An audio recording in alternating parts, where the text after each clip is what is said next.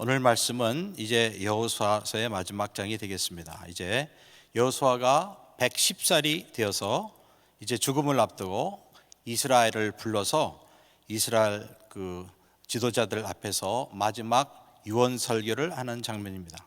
그래서 그는 아브라함으로부터 시작해서 이스라엘이 이제 이 땅을 정복하기까지 간략한 이스라엘 역사를 회고하면서 이제 주님의 은혜를 말하고 있습니다. 그래서 짧게 이렇게 설명한 내용이지만은 13절까지의 그 내용을 이렇게 보게 되면 모든 것이 하나님의 은혜였다 하는 것을 설명하고 있습니다. 그래서 2절에 보게 되면은 여호수아가 모든 백성에게 이르되 이스라엘 하나님 여호와의 말씀에 옛적에 너희 조상들 곧 아브라함의 아비 나홀의 아비 데라가 강 저편에 거하여 다른 신들을 섬겼으나. 그래서 이스라엘이 누구냐? 우상 섬기는 그 아버지 데라가 우상을 섬겼다 그러죠. 그 사람의 후손이 아브라함인데 그 아브라함의 후손이라 하는 거예요. 다시 말해서 이스라엘도 올라가면은 과거 조상들이 우상 섬기던 자들이었다는 것이죠. 성경에 보면은 우상을 섬기는 자는 하나님이 너무나도 싫어하셔서 그 3, 4대까지 저주를 한다고 그랬는데 아브라함은 비록 아버지가 우상을 섬겼지만은 하나님의 특별한 은혜를 입어서 하나님의 백성의 조상으로 선택을 받고 또 부르심을 받은 것을 볼 수가 있습니다. 그래서 여기에 계신 분들을 대부분 보게 되면 한국에 어때요? 과거에 보면은 절기마다 제사상 차려놓고 절하고 그랬잖아요. 귀신 섬기는 거죠. 저도 그런 기억이 나요.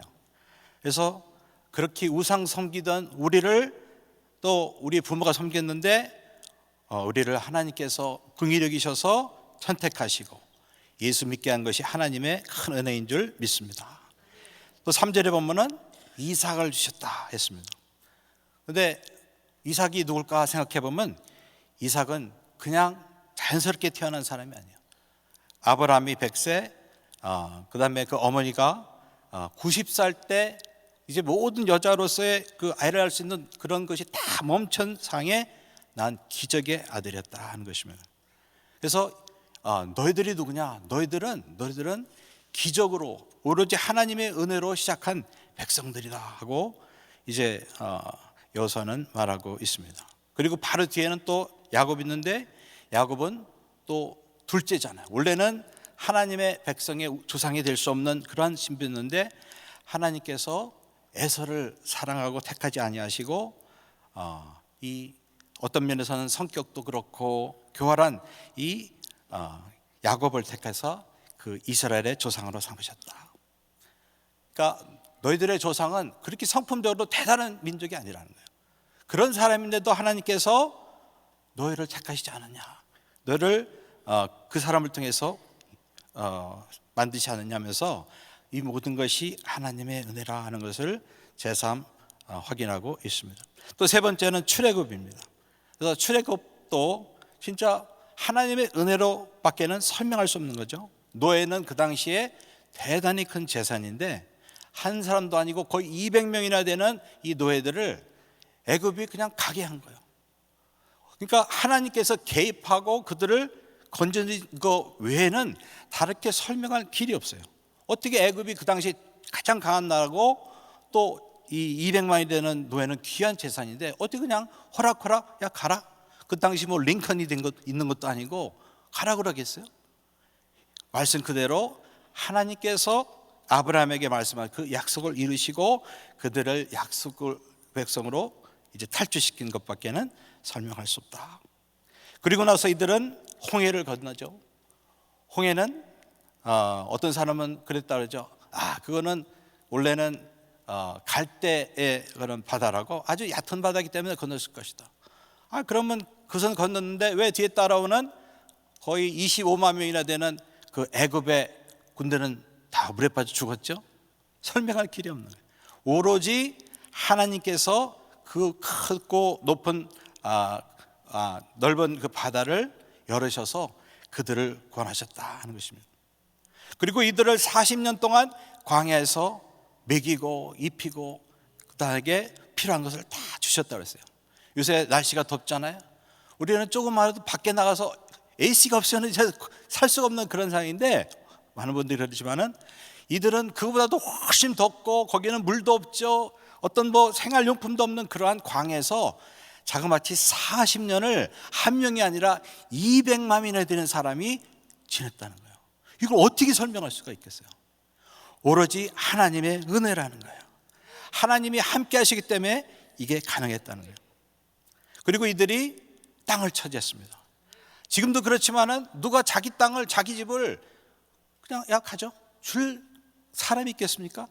그런데 그 200명이나 만 명이 되는 사람이 가나안 땅을 정복하고 차지했다. 이것도 하나님의 은혜라는 거예요. 그래서 이 모든 것이 하나님이 하셨다는 거예요. 그래서 12절을 보겠습니다. 내가 왕벌을 너희 앞에 보내어 그 아모리 사람의 도항을 너희 앞에서 쫓아내게 하였나니 너희 칼로나 너희 활로나이 같이 한 것이 아니며 그랬습니다. 그러니까 이 모든 것, 아브라함부터 시작해서 지금까지 그 모든 것을 역사를 봐라. 뭘 알 수 있느냐? 모든 것이 하나님의 기적이었고 은혜라 하는 것을 확인하고 있는 거예요. 그렇습니다. 모든 것이 하나님의 은혜인 것입니다.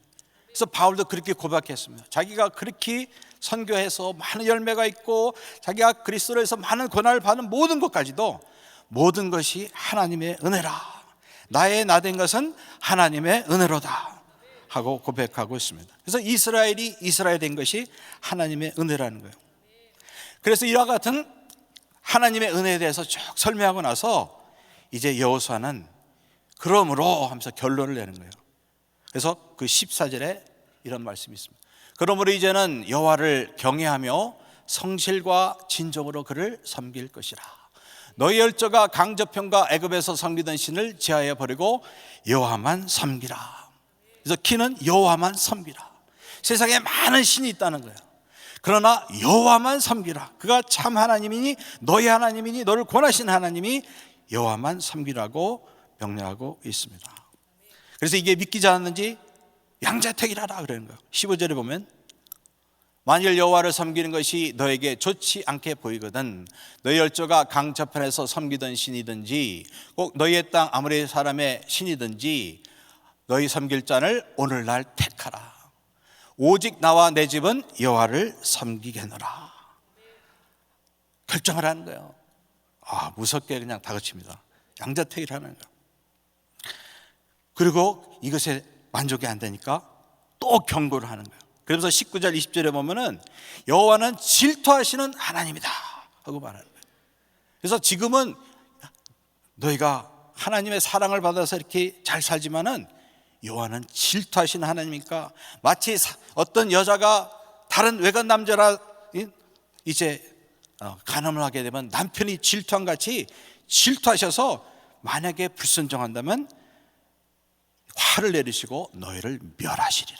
아주 무서운 경고를 하는 것을 볼 수가 있습니다. 그리고 또 이게 또 안심이 안 되니까 거기다가 또 못을 박는 그런 일이라는 거예요. 그것은 언약식입니다. 그래서 25절에 보면 그날의 여호수아가 세겜에서 백성으로 더불어 언약을 세우고 그들을 위하여 율례와 법도를 베풀었더라. 그들이 공식적으로 하나님하고 언약을 맺은 것은 이제 시내산에서 저들의 조상 때인 그때 했습니다. 근데 이 사람들은 그때는 나이가 어렸든지 아니면 태어나지 않은 세대였어요. 그래서 이들 앞에서 다시 한번 하나님과의 그 언약을 확인하는 이제 재헌신의 언약식을 맺은 것입니다. 그래서 그걸 어떻게 하느냐? 짐승을 참아요. 그래서 짐승을 가운데로 딱 쪼개갖고 피가 흥건한 데서 하나님하고 맹세를 하는 거예요. 그래서 내용을 보게 되면 내가 이 하나님만을 섬기지 않을 경우는 나는 이 짐승처럼 쪼개서 죽어도 좋습니다 하면서 하나님하고 약속하는 거예요. 그러니까 무서운 식입니다 이게. 그래서 그것을 하면서 우리는 대대손손 여호와만 섬기겠습니다 언약을 하는 것입니다. 그래서 어떤 분들은 이제 한 40년 50년 결혼하고 나서 이제 다시 한번 그 서로를 향한 사랑을 확인해서 다시 결혼식을 하는 사람이 있다 그러죠. 여기 더 있는지 잘 모르겠어요. 그랑 비슷한 거예요. 지금까지 여호와를 섬겼지만은 이제 다시 한번 그런 식을 통해서 하나님을 향한 충성을 이제 맹세하는 것입니다. 그래서 교회 역사를 보면 특히 요한 예술의 영향을 받아서 된 감리교회가 1년에 1차씩 이런 야외 어떤 산 같은 데 가서 모임을 하면서 이런 하나님을 향한 그런 헌신을 확인하는 귀한 시간을 가졌다고 합니다. 예수님이 피 흘려서 나를 위하여 죽기까지 나를 사랑하시고 나를 권하셨으니 나도 이제 죽기까지 주님만을 사랑하겠습니다 하면서 막 고백하면서 하나님하고 약속하고 막 그런 식을 했다는 거예요. 그래서 아주 좋은 그런 전통이라고 생각합니다. 그리고 나서 여호사는 110세 일기로 사망합니다. 그래서 29절에 보면 그가 110세에 죽었다. 그래서 그를 딥낫세라나는 땅에 묻었다 했습니다. 그래서 갈렙과 여호수아가 나이가 아마 비슷할 거라고 생각하는데, 그래서 갈렙이 한 87세의 나이에 이제 땅을 정복할 때 그 정도 나이가 먹었다면은 한 7년 정도 정복을 하고 나서 나이는 한 94세 정도 됐을 거예요. 그러니까 여호수아도 110살 때까지 그런 리더로서 살다가 죽었다면은 거의 한 16년 정도 정복 후에 살다가 죽은 거로 볼 수가 있습니다. 그래서 이제 여호수아가 죽게 됩니다. 근데 여호수아가 죽고 나서 어떻게 됐느냐? 과연 이스라엘은 여호수아가 이렇게 확인하고 서원까지 했는데 과연 그들은 그 서원을 지킬 수가 있었느냐? 31절입니다. 이스라엘이 여호수아에 사는 날 동안과 여호수아 뒤에 생존한 장로들 곧 여호와께서 이스라엘과 행하신 모든 일을 아는 자에 사는 동안 여호와를 섬겼더라. 결론은 못했어요. 각히 확인하고 각히 경고하고 또 언약까지 맺고 그렇게까지 했는데 이제 여호수아가 죽고 또 그와 같이 여호와 하나님 하신 일을 목격한 세대가 딱 죽고 나서는 결국은 그 땅에서 일어난 세대부터는 다 이방신을 섬기기 시작했다는 것입니다. 특별히 그래서 제가 오늘 나를 하는 구절의 말씀이 바로 이것입니다. 이스라엘의 여호와의 사는 날 동안과 여호수아 때 생존한 장로들 곧 여호와께서 이스라엘과 행하신 모든 일을 아는 자의 사는 날 동안, 여기다 만이라고 집어넣을까요? 만 여호와를 섬겼더라. 그래서 오늘의 말씀을 묵상하면서 참 그때나 지금이나 이 하나님의 백성들에게 있어서 가장 큰 숙제가 뭐냐면, 어떻게 하면은 나도 이 세상에서 살 때 주님을 잘 섬기지만은 나의 다음 세대가 주님을 섬기고 나보다도 더 잘 섬기는 세대가 될 수 있을 것인가 하는 것입니다. 이 자리에 와서 기도하는 많은 분들에게 있어서 기도의 제목이 아마 여러분들의 자녀일 것이에요. 그렇죠? 네, 그렇다 하더라고. 저도 그래요, 솔직히. 네, 그래서 우리의 소원과 기도가 뭡니까? 나의 자손이 진짜 나처럼 아니면 나보다 더 잘 주님을 섬기고 축복받는 그러한 하나님의 자녀들이 되는 것입니다. 그런데 우리가 사는 이 세상을 볼 것 같으면 이게 쉽지 않다는 거예요. 과거 미국의 그런 세대처럼 문화가 그래도 건전하고 시민들이 선하고 또 정부가 정직하였다면 좀 더 안심이 됐을 텐데, 요즘 돌아가는 거 보게 되면 이게 쉽지 않겠다 생각이 되는 거예요. 참 끔찍한 그런 것들을 우리는 봅니다. 올림픽 개막식 보셨잖아요. 그건 뭐 미국이 아니라 저기 프랑스지만은 미국도 그래요. 그래서 과연 우리 세대는 이렇게 하나님의 은혜를 받고 주님을 섬기지만 과연 다음 세대는 이와 같이 아니면 더 주님을 열정적으로 섬기고 주님을 나라를 섬기는 그런 세대가 될 것인가. 그러면서 참 저도 이 말씀을 보면서 진짜 내게 필요한 말씀이라 생각해서 한번 걸똘히 생각해 봤습니다. 그래서 이 오늘의 31절의 말씀을 이렇게 보다가 이것이 우리의 영적 교육의 키가 하는 것을 여기서 보게 됐습니다. 그래서 여기에 말씀을 보면은 여호와께서 이스라엘 위해서 행하신 모든 일을 아는 자들이 사는 날 동안 주님을 섬겼다. 그래서 이 말씀을 여러 번 보다 보니까 여기 하나의 어떤 키를 볼 수가 있는 거예요. 그러니까 뭐냐?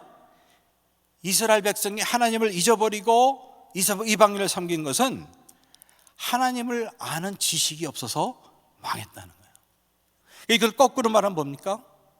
만약에 우리가 그 다음 세대들도 하나님이 하신 그 일들을 알도록 그들에게 어려서부터 가르치고 간접 경험이지만은 그것을 통하여 저들이 하나님 하신 일을 확실히 깨닫고 안다면 그들도 우리 못지않게 주님을 섬기는 세대가 될 수 있다 하는 키를 주는 것입니다.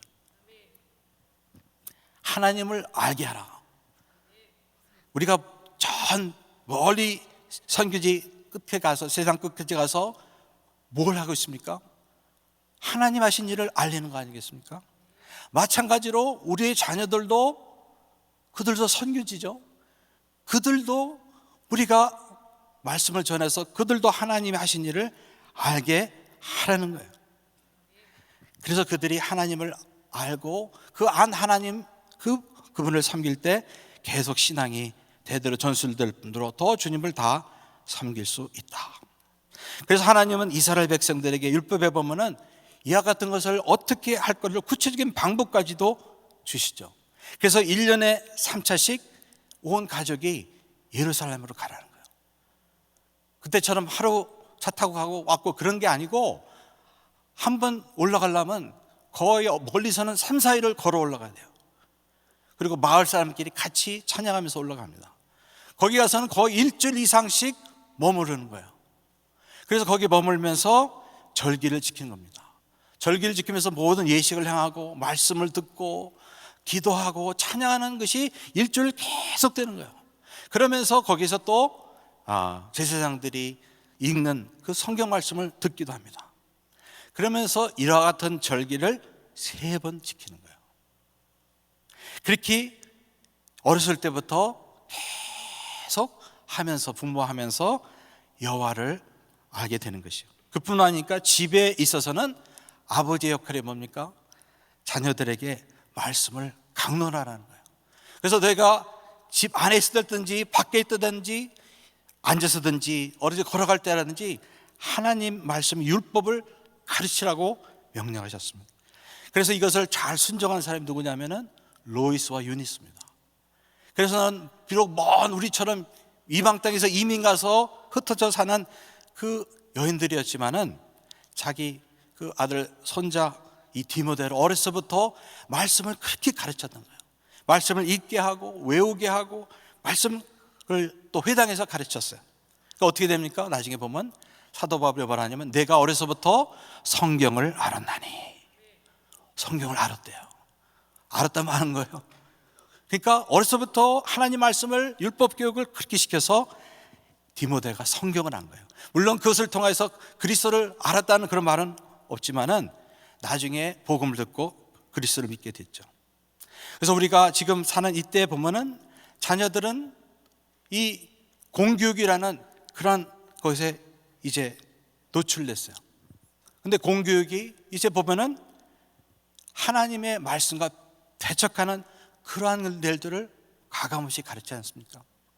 옛날에는 뭐 천지 창조나 어떤 하나님의 모든 것을 만드시고 했던 그런 거에 대해만 그랬지만 요새는 그것을 넘어서 이제는 성도 우리가 바꿀 수 있다. 뭐 아주 그냥 점점점 그러한 내용을 아이들한테 훈련을 하고 가르친다는 거예요.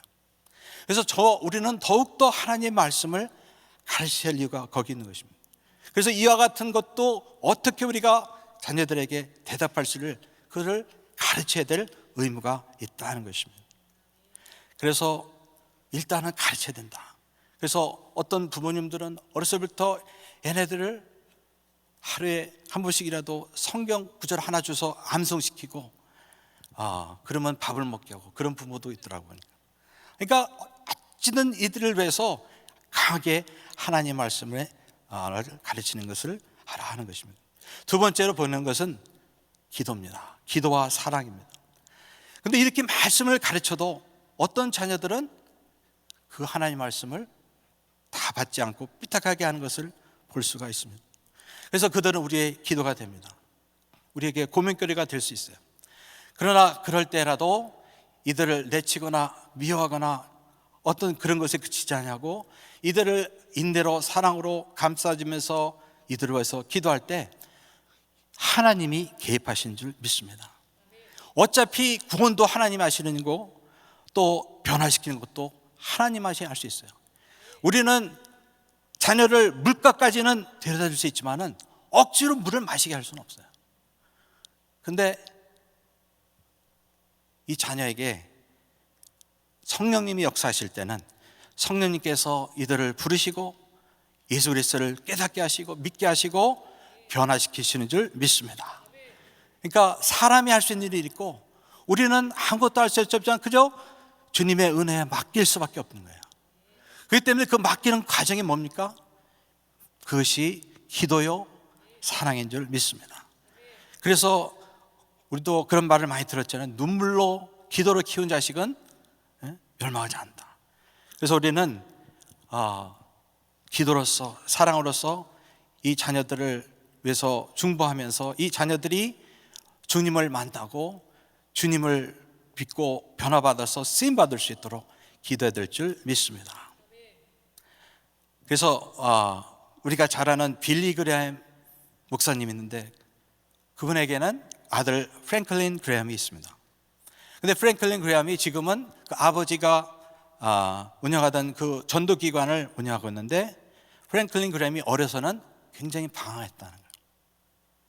그래서 그냥 보통 방황한 게 아니고 아주 방황을 많이 했어요. 그래서는 그분의 취미가 뭐였냐면 총을 쏴서 많은 총을 다루고 또 모터사이클을 타고 친구들하고 막 돌아다니고 그리고 그들과 술과 그 당시에 마약하는지 모르겠지만은 여러 가지 하고 여자였는지는 모르겠어요. 그렇게 하면서 방탕했다는 거예요. 그러니까 학교 공부에는 신경을 안 썼어요. 그래서는 돌아다니면서 막 싸우고 그래갖고는 고등학교, 대학, 대학교, 대학 그렇게 자랐어요. 아니 그렇게 방탕한다 하는 그 소문을 듣는 것도 그런데 학교 퇴학까지 다녔다니까. 사실 빌리 그레엄 목사님이 얼마나 속이 많이 아팠겠습니까? 근데 이 부인하고 이 목사님은 이 아들을 계속 사랑으로 대하면서 기도했다고 합니다. 근데 이 아들이 하루는 집에 돌아왔을 때 이 아들을 딱 불러놓고 부부가 이렇게 말했다는 거예요. 프랭클린, 나와 내 어머니는 지금 너의 영혼 가운데 전쟁이 일어나는 것을 우리는 볼 수가 있다. 근데 이 전쟁터에서는 중간이 없다. 내가 예수 그리스도와 그의 말씀을 선택하든지 아니면 거부하는 것 둘 중에 없다. 너 예수 그리스도를 믿고 선택할래? 아니면 거부할래? 네가 선택하라. 그렇게 말했다는 거예요. 근데 신기하게 이 말씀을 듣고 나서 이 아들은 그때 비로소 예수 그리스도를 선택하기로 작정했다는 거예요. 그래서 이게 계기가 돼서 이 사람이 조금씩 변하더니 나중에는 완전히 변화돼서 지금은 목사님이 돼서 아버지 대를 이어서 주님을 섬기는 것을 볼 수가 있습니다. 그래서 때로는 어떻게 보면 우리가 믿음으로 키우고 기도를 키웠는데 우리 자식들이 이상한 길로 가는 것을 보고 마음이 아플 때가 있어요. 그러나 하나님은 하나님의 때 역사하신 줄 믿습니다. 야곱도 하나님을 그렇게 알지 못했어요. 그런데 집을 딱 떠나갔고 어디 베델이라는 곳에서 잘 때 주님이 나타나셨어요. 주님이 나는 내 조상의 하나님이다 하면서 자신을 계시했어요. 근데 이와 같은 계시가 우리 자녀 한 사람 한 사람에게 일어나야 된다는 거예요. 그리고 주님은 그렇게 하실 줄 믿습니다. 뿐더러 그들에게 사명을 주시고 비전을 주시고 그들을 결국은 능력을 주셔서 상호하실 줄 믿습니다. 그래서 우리는 우리의 자녀들조차도 주님의 은혜에 맡기는 수밖에 없어요. 사랑하고 기도하면서 그들도 주님을 만나서 주님의 은혜로 말미암아 변화돼서 진정 구원받을 뿐더러 세상을 주님을 알리는 그 같은 자녀 되도록 우리는 주님께 맡기고 기도해야 될 줄 믿습니다. 그래서 우리 은혜교회가 지금까지 1세대가 주님을 그렇게 섬기고 열매를 맺었다면 이제 우리 자녀들도 우리의 대로에서 우리보다도 더 크게 하나님께 영광 돌리고 대대로 주님을 섬기는 우리 교회 모든 성도님과 가정 되시기를 예수 이름으로 축원합니다. 기도하십니다. 사랑의 하나님 감사합니다. 오늘도 말씀을 통하여서 여호수아의 그 마지막 설교를 들었습니다. 이 설교가 우리에게 하신 설교인 줄 믿습니다. 이 설교의 말씀대로 대대로 주님을 섬기는 우리 가정 되게 도와 주시옵소서. 우리 교회 되게 도와 주시옵소서. 그리스도 예수 이름으로 기도합나이다. 아멘. 말씀 생각하시면서 찬양합니다. 우리 박수 치시면서 다음 세대가 세워지도록 나의 사랑하는 책 비록 헤어졌으나 어머니의 무릎 위에 앉아서 재미있게 듣던 말 그때 지금도 내가 잊지 않고 기억합니다. 귀하고 귀하다 우리의 어머님이 들려주시던 재미있게 듣던 말 이 책 중에 있으니 이 성경 힘이 사랑합니다. 귀하고 귀하다 우리 어머님이 들려주시던 재미있게 듣던 말 이 책 중에 있으니 이 성경심이 사랑합니다. 귀하고 귀하고 귀하다 우리 어머님이 들려주시던 재미있게 듣던 말 이 책 중에 있으니 이 성경심이 사랑합니다. 아멘. 다음 세대가 세워져야 됩니다. 다른 세대가 아니고 다음 세대. 다른 세대가 세워지는 것은 여호와를 알지 못하는 세대가 다른 세대예요. 하나님을 아는 세대, 하나님을 신실하게 잘 믿는 이 신앙이 1세대의 신앙이 2세대, 3세대에 그대로 계승되어지는 이 세대가 다음 세대가 세워지는 것입니다. 여호수아는 땅은 정복했지만 다음 세대가 세워지지 못했어요. 그리고 결국은 사사시대로 가는 거 아니에요. 여호와를 알지 못하는 다른 세대가 세워졌을 때 그 모든 것을 다 잃어버렸어요. 하나님 앞에 우리는 정말 우리 당대도 잘 믿어야 되지만 우리 온 가족이 온전히 하나님을 섬길 수 있기를 바랍니다. 우리 자녀들 세대가 잘 세워져야 되는데 잘 세워진다는 것은 이 신앙으로 하나님을 신실하게 믿는 이 신실한 믿음이 계승돼야 돼요. 하나님 앞에 이번 성회를 통해서 정말 우리 성도님들이 충만함을 받을 뿐 아니라 우리 온 자녀들이 다 성령 충만한 은혜를 받는 귀한 성회 될 줄로 믿습니다. 다음 세대가 잘 세워져서 땅끝까지 세계 선교 마무리, 그리고 오직 하나님을 믿겠습니다. 우리 온 가족들이 하나님 앞에 너희 섬길 자를 택하라. 오직 나와 내 집은 여호와를 섬기겠노라. 이렇게 분명하게 고백할 수 있는 우리 온 가족들이 될 수 있기를 예수 이름으로 축원합니다. 믿음의 명문가문으로 세워져야 땅끝까지 이 복음을 증거할 수 있습니다. 두 손을 가슴에 모으시고 몸이 아픈 분들 아픈 곳에 손 얹으십시오. 하나님 아버지, 이 세상이 무섭게 타락해 가고 있습니다.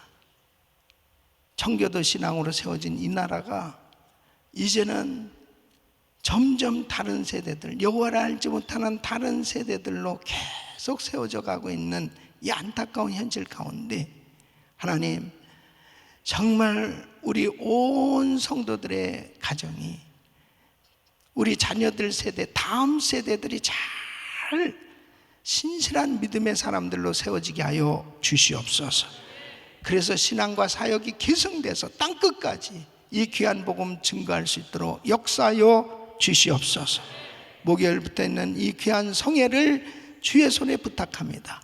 하나님께서 귀하게 쓰시는 조지훈 목사님 보내셨는데 아버지 하나님, 온 세대들이, 다음 세대들이 하나님 앞에 아름답게 드려질 수 있는 큰 부흥이 있게 하여 주시옵소서. 역사하여 주시옵소서.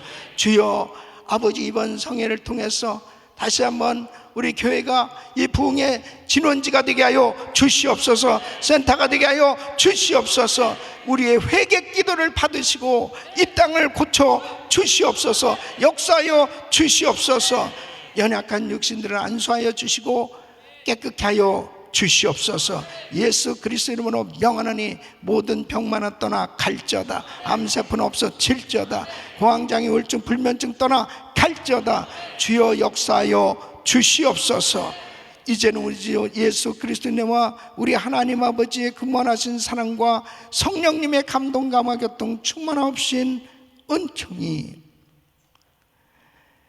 여호와를 섬기는 다음 세대가 세워지길 원하는 모든 성도들 머리 위에 이제로부터 영원토록 함께 있을지어다. 아멘. 주여.